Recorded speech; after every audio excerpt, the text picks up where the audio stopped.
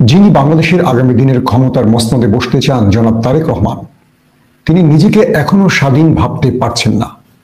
যিনি নিজের দেশে পা রাখতে সাহস পাচ্ছেন না, তিনি কি করে বাংলাদেশের ভাগ্য পরিবর্তন করবেন? এই প্রশ্নটি এখন বিএনপি বিরোধীদের প্রধান হাতিয়ার হিসেবে দাঁড়িয়ে গেছে। প্রশ্ন হলো, জনাব তারেক রহমান আসলে আসতে পারছেন না কেন দেশে? বারবার ডেট দিয়েও সেই ডেট রক্ষা হচ্ছে না কেন? পর্দার অন্তরালে কোন অপশক্তি, অদৃশ্য শক্তির জন্য তারেক রহমান বাংলাদেশে আসতে পারছেন না? 111-এ মঈনুদ্দিন ফখরুদ্দিনরা যে -2 ফর্মুলা বাস্তবায়নের কাজ করেছে, সেই -2 এখন -4 ফর্মুলায় কি এগিয়ে যাচ্ছে? দেশি এবং বিদেশি কারা ষড়যন্ত্রকারী যারা জিয়া পরিবারকে মাইনাস করতে চায় রাজনীতি থেকে? এর মধ্যে কি জামাত ইসলামের কোনো ভূমিকা আছে? বিএনপির ভুলগুলো কি আসলে, বা বিএনপির ভেতরে কারা সেই অপশক্তি যারা তারেক রহমানকে মাইনাস করতে প্রতিবেশী শত্রু দেশটির হয়ে কাজ করছে? দর্শক, এই বিষয়গুলো আজকে আপনাদের তুলে ধরার চেষ্টা করব। প্রথমে যে বিষয়টি নিয়ে আলোচনা করতে চাই, বেগম খালেদা জিয়া, বয়সের ভারে নুয়ে পড়া এক আপোষহীন নেত্রী। সোশ্যাল মিডিয়াতে বেগম খালেদা জিয়াকে নিয়ে একটা নেগেটিভ পোস্ট কারো চোখে পড়েছে? পড়েনি। দলমত নির্বিশেষে, ধর্ম বর্ণ সকল মিলেমিশে ভালো করে খেয়াল করুন। বেগম খালেদা জিয়া যখন হাসপাতালে মৃত্যুর সাথে লড়াই করছেন এমন তথ্য গণমাধ্যমে প্রচার হয়েছে, আমরা কি দেখেছি? প্রতিটি মানুষ তার জন্য দোয়া করছে, যে যার মতো লিখছেন সোশ্যাল মিডিয়াতে। আমরা সোশ্যাল মিডিয়ার মাধ্যমে মানুষের মনের কথাগুলো খুব সহজে দূর দূরান্ত থেকে শুনতে পাই, পড়তে পারি, দেখতে পাই। এই বিএনপিকে নিয়ে এত সমালোচনা, তারেক রহমান বা বিএনপির বর্তমান নেতৃত্ব নিয়ে এত সমালোচনা, কিন্তু খালেদা জিয়াকে নিয়ে একটি সমালোচনা কেউ করছেন না। প্রত্যেকে ভালোবাসায় তাকে শুভেচ্ছা জানাচ্ছেন, প্রত্যেকে তার জন্য কাঁদছেন, দোয়া করছেন। পুরো বাংলাদেশ আজ স্তব্ধ হয়ে গেছে যখন খালেদা জিয়া হাসপাতালের বেডে শুয়ে আছেন। প্রত্যেকে বলছেন, প্রিয় মা, আপনি জেগে ওঠেন। এই সোনার বাংলাদেশটিকে যারা তিল তিল করে গড়েছেন, জিয়াউর রহমানের পর যে নারী, যে মহিষী নারী এ দেশটিকে গড়েছিলেন, আপোষহীন নেত্রীর যিনি উপাধি পেয়েছিলেন, বহু লড়াই সংগ্রাম করে 16টা বছর ক্ষমতার বাইরে এমন কোনো নির্যাতন নেই তিনি ভোগ করেননি। এক কাপড়ে প্রিয় স্বামীর ঘর থেকে বের করে দেয়া হয়েছে, তাকে বৃদ্ধ বয়সে জেলে কষ্ট দেওয়া হয়েছে, সন্তানদের কাছ থেকে শেষ বয়সে দূরে রাখা হয়েছে। এমন কোন নিষ্ঠুরতা নেই যার উপরে প্রয়োগ করেনি স্বৈরাচার ফ্যাসিস্টরা, শত্রুরা। তারপরও দেশের স্বার্থে তিনি আপোষ করেননি।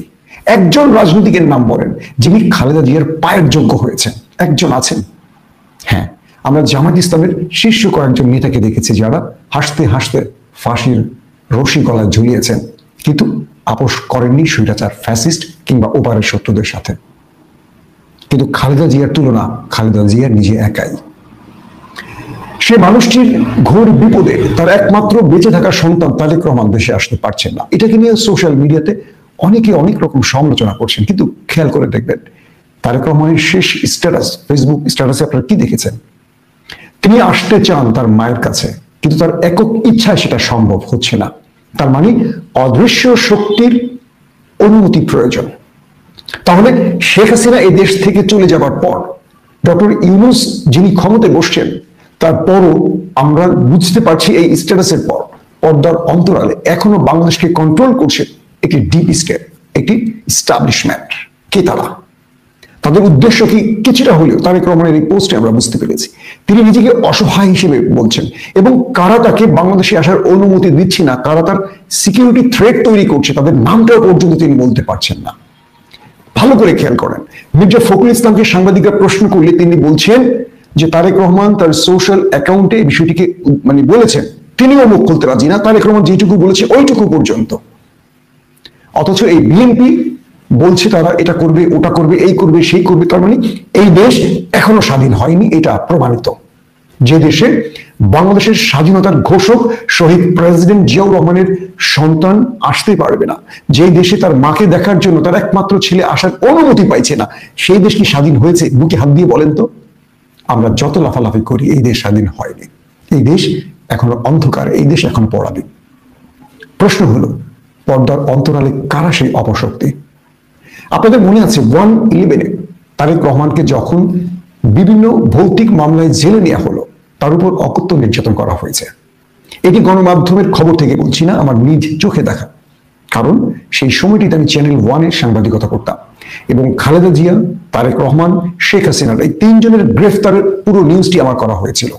অর্থাৎ দুই নেত্রীকে একসাথে গ্রেফতার একদিন আগে পরে পুরো বিষয়টিতে চ্যানেল 1-এর পক্ষ থেকে সেই রিপোর্টারটি আমি ছিলাম, যিনি পুরো নিউজটা কভার করেছিলাম। রাত দিন একটানা 4 দিন আমি অফিসে ছিলাম, বাসায় ফিরতে পারিনি। ভালো করে খেয়াল করুন, সেই সময়টা তারেক রহমানের উপর অকথ্য নির্যাতন করেছিল আমাদের ইন্টেলিজেন্স নামে সেই কুখ্যাত ব্যক্তিরা। তার নামে অজস্র ভৌতিক মামলা তৈরি করা হলো। দুই নেত্রীকে বিশেষ কারাগারে রাখা হলো সংসদ ভবনের ভেতরে, এবং খালেদা জিয়ার কাছে একাধিকবার মেসেজ গিয়েছিল সেই বিশেষ অপশক্তির পক্ষ থেকে।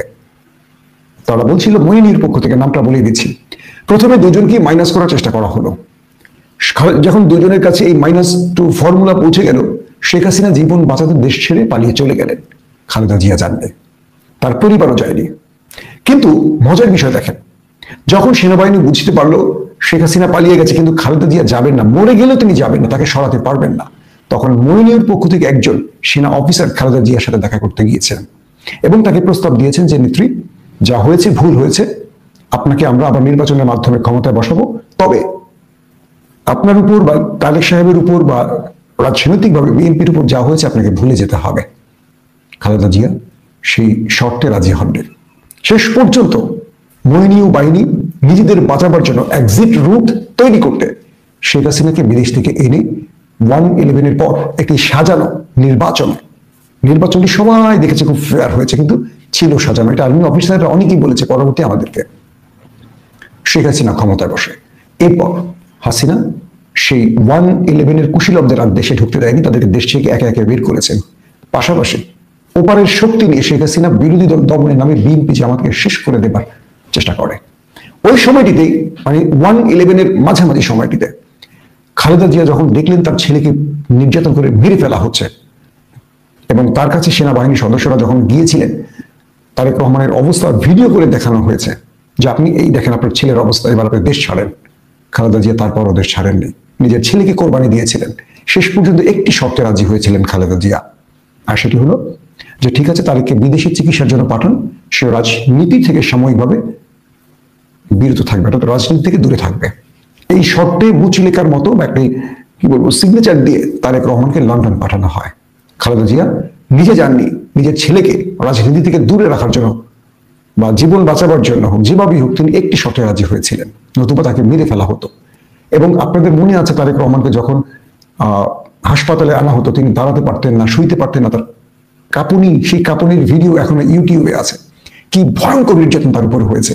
এবং ইংল্যান্ডে তিনি যখন চিকিৎসাধীন ছিলেন, কমরুদ্দিন ভাই তখন বেঁচে ছিল, যুক্তরাজ্য বিএনপির প্রেসিডেন্ট। আমি অনেক রিকোয়েস্ট করে তারেক সাহেবকে একবার দেখার সুযোগ পেয়েছিলাম, সেটাও 9-10 সালের দিকে ভেবে।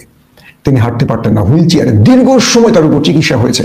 এবং এরপর লাস্ট না, তার আগেও যখন 13-14-তে তারেক সাহেবের সাথে আবারও লন্ডনে দেখা হয়, তখনও তাকে আমি খুঁড়িয়ে খুঁড়িয়ে হাঁটতে দেখেছিলাম। একটা জার্নালে লিখেছিলাম, খুঁড়িয়ে খুঁড়িয়ে হাঁটছে বাংলাদেশ। এরপর আমার উপর আওয়ামী লীগের অনেক রকম কি বলবো হুমকি ধুমকি আসে, শেষ পর্যন্ত আমাকেও দেশ ছাড়তে হয়। শুধু এটির কারণে না, আরো অনেক কারণে দেশ ছাড়তে হয়। আজকের বিষয়টি হলো তারেক রহমানকে মাইনাস করতে চাইছেন কারা? দলের ভেতরে এবং বাইরে কয়েকটি গ্রুপ আছে। ইস্টাবলিশমেন্ট বা ডিপ স্টেট নামক কয়েকটি বিশেষ মুখ আছে, অদৃশ্য মুখ। এর মধ্যে বাংলাদেশের গণমাধ্যম থেকে যারা আছেন, ডেইলি স্টার, প্রথম আলো, এদেরকে বলা হয় ডিপ স্টেট। মানে ডিপ স্টেটের ধরেন মুখপাত্র রয়েছেন দেবপ্রিয় ভট্টাচার্য, রয়েছে ওপারের বিশেষ ব্যক্তিরা, রয়েছে আমাদের সেনাবাহিনীর মধ্যেও বিশেষ ব্যক্তিরা। বাংলাদেশ এবং পাকিস্তানের সেনাবাহিনীদের মধ্যে একটি ধাঁচ আছে, সেটা হলো সেনাবাহিনী যত খারাপই হোক, এক অফিসার আরেক অফিসারকে সবসময় রক্ষা করেন বা একজন আরেকজনের ধারাবাহিকতা রক্ষা করতে চান। যেমন কামার জাভেদ বাজওয়ার ধারাবাহিকতা রক্ষা করছেন আসিফ মনির পাকিস্তানে। যদি আপনারা খেয়াল করেন, ইয়াহিয়া আইয়ুব খানের ধারাবাহিকতা রক্ষা করেছেন জিয়াউল হক, পারভেজ মোশাররফ। একে একে এইভাবে করতে করতে কামার জাভেদ বাজওয়া আসছে আসিফ মনির। কিন্তু কেউ কখনো কোন এক সেনাবাহিনীর প্রধানকে বিচার করেনি। সেনাবাহিনী এই কু করার জন্য, রাষ্ট্র ক্ষমতা দখলের জন্য কখনো কাউকে বিচার করেনি। তো বাংলাদেশের প্রেক্ষাপটে অতটা না হলেও আমরা দেখতে পাচ্ছি যে যখন গুম খুনের জন্য আওয়ামী শাসনামলের যে সেনা অফিসাররা কারাগারে আছেন তাদেরকে বিশেষ কারাগারে আরামায়েশে রাখা হয়েছে। তাদেরকে এসি বাসে করে আদালতে আনা হচ্ছে। তারা এখন কি অবস্থায়, কোথায়, বউসাথে আছে না কারাগারে আছে, আমরা কিচ্ছু জানি না। তাদেরকে কি মুক্ত আবহাওয়ায় রাখা হয়েছে নাকি আমাদেরকে শুধু বলা হয়েছে তারা সাব জেলে আছে? কি অবস্থা, তারা এখন কি করছে সেখানে আমরা জানি না। অথচ শেখ হাসিনার মতো খালেদা জিয়ার মতো ব্যক্তিকেও কিন্তু সেনাবাহিনী জেলে নিয়েছিল, মনে আছে? এই শেখ হাসিনা খালেদা জিয়াকেও জেলে নিয়েছিলেন, তাকেও কারাগারে থাকতে হয়েছে, কিন্তু আমাদের আর্মি অফিসারদের থাকতে হচ্ছে না। কি মজার বিষয় না? দেশের মালিক কারা বুঝতে পেরেছে? আমাদের রাজনীতিবিদরাও মালিক না, মালিক হলেন বিশেষ একটি জায়গা। বলা হচ্ছে তারেক রহমানকে বিশেষ জায়গা থেকে সিগন্যাল দেওয়া হচ্ছে না, এবং এর মধ্যে দুটো দেশের নাম উঠে এসছে, একটি যুক্তরাষ্ট্র এবং একটি ভারত। এই দুটো দেশ কোনোভাবেই তারেক রহমানকে এখনো গ্রিন সিগন্যাল দেয়নি। পাশাপাশি কোনোভাবেই চাইছে না তারেক জিয়া পরিবারের কেউ এই রাজনীতিতে ইনক্লুড হোক। যে কোনোভাবে তারা এটিকে বহাল রেখেছে। বিষয়টা খেয়াল করবেন। আমি এর আগের ভিডিওগুলোতে বলেছিলাম যে তারেক রহমানকে এখনো সিগন্যাল দেয়নি আমেরিকা। তার এই স্ট্যাটাসটি যারা পড়েছেন তারা একটু বোঝার চেষ্টা করেন। প্রথমত, বিএনপির মধ্যে একটা বড় গ্রুপ আছে যারা তারেক রহমানকে মাইনাসে ওপারের শক্তির সাথে খেলছে। এখন আপনি বলবেন যে ভাই তাহলে তারেক রহমান তাদেরকে দল থেকে বাদ দিচ্ছে না কেন? তারেক রহমান প্রাসাদ ষড়যন্ত্রে আটকে গেছেন বলে আমার মনে হয়। কারণ তার মা অসুস্থ। তার মা কেন অসুস্থ? তাকে কি বিশেষভাবে বিষ প্রয়োগ করা হয়েছে কোনো কারণে, বা তাকে আস্তে আস্তে স্লো পয়জনিং করে হত্যা মৃত্যুর দিকে নিয়ে যাওয়া হচ্ছে? এই বিষয়টিও কিন্তু কেউ বলছে না, কখন কারো সাহস হয় না, অথবা কেউ জেনেও বলছে না। নাম্বার 2, খালেদা জিয়া অসুস্থ অবস্থায় লন্ডনে গিয়ে আবার দেশে ফিরে আসলেন কোন কারণে? নাম্বার 3, তারেক রহমান দেশে আসতে পারছেন না, কিন্তু জোবাইদা রহমান এসে আবার চলে গেলেন কেন? কিংবা জাইমা রহমান আর দেশে আসলেন না কেন একবারের জন্য? তারেক রহমানের সমস্যা থাকে, তার পরিবার তো অ্যাটলিস্ট শেষ সময়টি খালেদা জিয়ার পাশে থাকতে পারতেন, সেটিও কেন হচ্ছে না? অনেকগুলো প্রশ্ন আপনাকে খেয়াল করতে থাকেন, একটার পর একটা মনে করেন। তারেক রহমান তার উপর থেকে সকল মামলা উঠে গেছে, যতগুলো মামলা আওয়ামী লীগের আমলে হয়েছে প্রত্যেকটি মামলায় তিনি মুক্তি পেয়েছেন, খালাস পেয়েছেন, তারপরও আসছেন না কেন? তিনি ডিসেম্বরের প্রথম সপ্তাহে আসবেন এমন একটি ঘোষণা এসছে। যদি তিনি ডিসেম্বরের প্রথম সপ্তাহে আসবেন, তাহলে নভেম্বরের এই শেষ সময়টিতে মা যখন মৃত্যু পথযাত্রী, তখনও তিনি আসছেন না কেন? সরকার যখন বলছে তাকে একদিনে ট্রাভেল ভিসা দেওয়া হবে, তিনি চাইলে একদিনই তাকে দেওয়া হবে ভিসা, এবং আমাদের কি বলে যিনি প্রেস সচিব তিনিও বলছেন তার উপরে সরকারি কোনো বিধি নিষেধ বা বাধা নেই, তিনি যখন চাইবেন তখনই দেশে আসতে পারবেন। সরকারের পক্ষ থেকে স্পষ্ট করা হয়েছে সব, তারপরে তারেক রহমান আসছেন না কেন? একটি কারণ, এই সরকার যেখানে বসে আছে তার চেয়ে অদৃশ্য শক্তির ক্ষমতা অনেক বেশি। তারেক রহমানের জন্য বিশেষ নিরাপত্তা গাড়ি, অর্থাৎ বুলেট প্রুফ গাড়িরও কথা আমরা শুনেছি গণমাধ্যমে, তারপরও তিনি আসছেন না। তার মানে তার দলের মধ্যে একটা বড় বিশ্বাসঘাতক গ্রুপ আছে যারা প্রকাশ্যে বিএনপির গুরুত্বপূর্ণ পদে আছে আমরা জানি, কিন্তু তারা তারেক রহমানের মূল নির্দেশনা ফলো করছেন না। আবার তারেক রহমান তাদেরকে বাদ দিতে পারছেন না, কারণ তিনি বাদ দিবেন লন্ডন থেকে, বাদটা কার্যকর করবে কে, কারা, কোত্থেকে? প্রাসাদ ষড়যন্ত্রে দেখবেন এভাবেই সুলতানের পর পরবর্তী সুলতানকে ফ্রেম থেকে ব্ল্যাক করে দেওয়া হয়, তাদের পুতুল সুলতানকে বসানো হয়। এটা বড় বড় মুসলিম সালতানাতের ইতিহাস যারা পড়েছেন দেখবেন। তারেক রহমানের ক্ষেত্রে আমরা কি দেখতে পাচ্ছি? তিনি খুব গঠনমূলক বক্তব্য দিচ্ছেন লন্ডন থেকে, তিনি কখনো আওয়ামী লীগের বিরুদ্ধে ভয়াবহ কথাও বলছেন না, সরকারের কঠোর সমালোচনাও করছেন না, তিনি তার বক্তব্যে কোথাও ভারতের নামটা উল্লেখ করছেন না, সেনাবাহিনীর বিরুদ্ধে একটি কথাও বলছেন না। তারপরও বাধা কোথায়? কেন তাদের নামটা উল্লেখ করতে পারছেন না ফেসবুকে? তার মানে সেই বিশেষ শক্তির কাছে তিনি আটকা পড়ে আছেন, বা সেই বিশেষ শক্তির ভয় তিনি দেশে ঢুকতে পারছেন না, এটা স্পষ্ট। তাহলে তার দল কেন কথা বলছে না? তার দলের মধ্যে তারেক রহমান ভয় নেই, রাজপথ ছাড়ি নেই, এই হুন্ডা ছুন্ডার নেতাদের যে এত সংখ্যা বেড়ে গেছে, হাইব্রিড বেড়ে গেছে, তার নেতাকে নিরাপত্তা দেওয়ার মতো কেউ আছেন? তার নেতা কি তার জনশক্তির উপর ভরসা করতে পারছেন না? অনেক রকম প্রশ্ন উঠছে।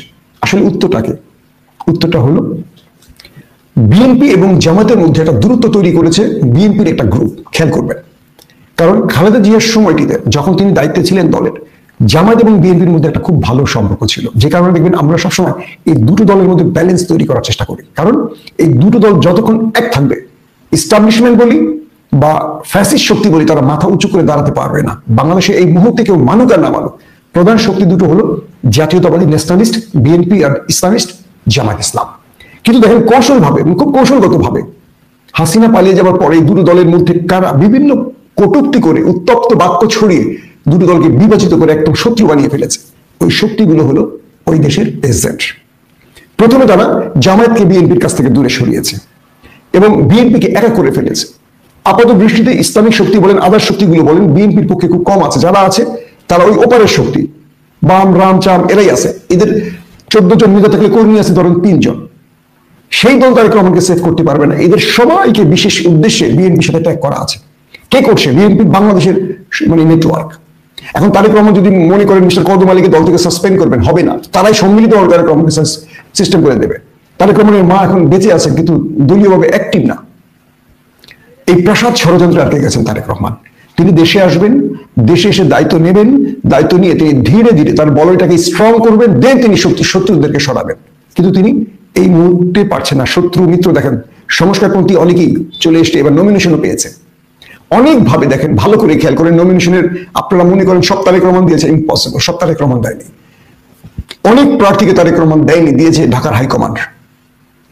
তারা বক্তব্যে তারেক রহমানকে স্তুতি গায়, কিন্তু নেপথ্যে তারেক রহমানের মাইনাসের জন্য তারাও কাজ করছে সেই ডিপ স্টেটের সাথে। এই পরিস্থিতিতে বিএনপি সারা বাংলাদেশের নেতাকর্মীদের বোঝা উচিত কোন রাজনীতিটা তারা করবেন। জামাতকে আলাদা করায় বিএনপি এবং জামাত দুটোই দুর্বল হয়েছে। জামাত শক্তিশালী হয়েছে বিষয়টা এরকম না, জামাতও দুর্বল হয়েছে। পাশাপাশি ডিপ স্টেট দেখেন, প্রথম আলোর কোনো বিচার করতে পারে না, ডেইলি স্টারের কিছু করতে পারে না, শত প্রমাণের পর সরকার কিছু করতে পারে না। এই যে নতুন সরকার বসছে, তার উপদেষ্টারা বসেন, এগুলো সব প্রথম আলোর অফিস থেকে ঠিক করে দেওয়া হয়েছে। আমরা ডাইরেক্ট আপনাদেরকে বলছি, গণমাধ্যমের খবর না, জেনে শুনে বলছি। কে বসবেন এই মন্ত্রণালয়, কে বসবেন ওখানে, সচিবালয়ে কে বসবেন, কোন আমলা কোথায় যাবেন, এই বিষয়গুলো কোন ব্যক্তি, রিটায়ার্ড থেকে 2 জন পুলিশের ঊর্ধ্বতন কর্মকর্তা, কমিশনার, ডিএমপি, আইজিপি, 2 জনকে প্রথম আলো গ্রুপে এনেছে। খোঁজ নিয়ে দেখেন আপনারা। তার মানে বুঝতে পারছেন, আমরা যখন প্রথম আলোর বিরুদ্ধে কথা বলি তখন দেখবেন ফখরুলরা প্রথম আলোর অফিসে গিয়ে ফুলের মালা গলা দিয়ে আসে। আপনারা যারা বিএনপিকে ভালোবাসেন, হৃদয়ে হাত দিয়ে কথা বলবেন, হৃদয়ে হাত দিয়ে বোঝার চেষ্টা করবেন ভালোবাসা কাকে বলে, আর ভালোবাসার জন্য কি করতে হয়। সবাই তো চাঁদাবাজির জন্য দলটাকে ভালোবাসেন, এবার দলটাকে একটু ভিন্নভাবে ভালোবাসেন। বাংলাদেশে শেখ হাসিনা মাইনাস, তার পরিবার দেশে নেই।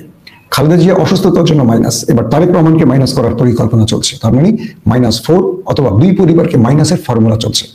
এই সময়টিতে জিয়া পরিবারের সদস্যদের উচিত জামায়াত ইসলামের সাথে সম্পর্ক বিল্ড আপ করা, একটা আত্মস্থ রিলেশন তৈরি করা, একটা নিবিড় সম্পর্ক তৈরি করা। মাঝখানে যেই ব্যক্তিগুলো আছে যারা বিএনপি জামাতের মধ্যে দ্রুত তৈরি করছে, তাদেরকে কোণঠাসা করতে হলে দুটো দলকে আগামী দিনে চিন্তা করতে হবে।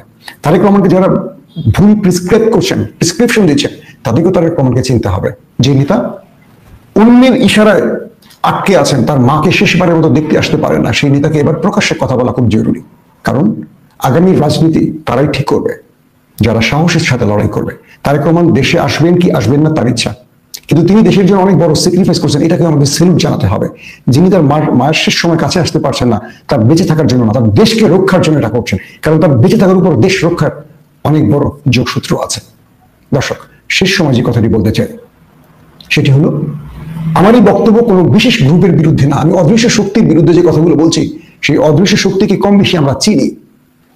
এই অপশক্তিকে আমরা দুর্বল করব, কিন্তু আমরা আমাদের ঘরের মধ্যে বিষধর সাপকে পুষে সেটা করতে পারবো না। বিষধর সাপের সে বিষটাকে ভেঙে দিতে হয়।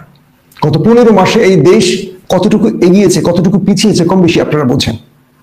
তারেক রহমানকে দেশে আনতে হলে বক্তব্যে স্তুতির বদলে, চামচামির বদলে তার জন্য বিশেষ কিছু করতে হবে। কি করতে হবে দল সেটা সিদ্ধান্ত নেবে, আপনারা সিদ্ধান্ত নেবেন।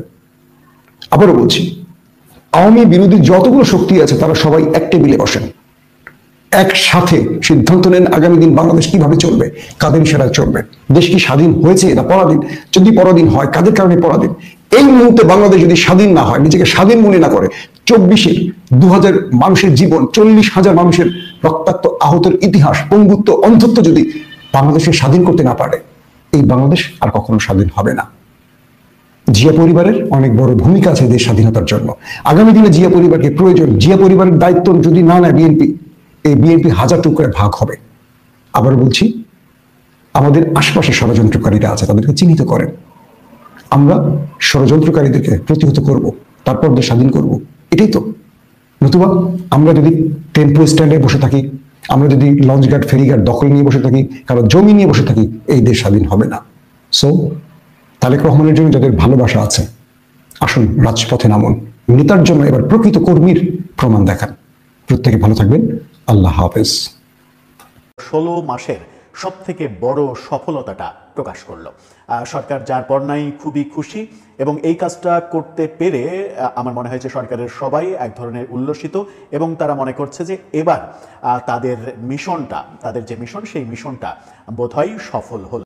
অবশেষে বহু জল্পনা কল্পনার অবসান ঘটিয়ে দীর্ঘ প্রতীক্ষার পরে পিলখানা হত্যাকাণ্ডের তদন্ত রিপোর্ট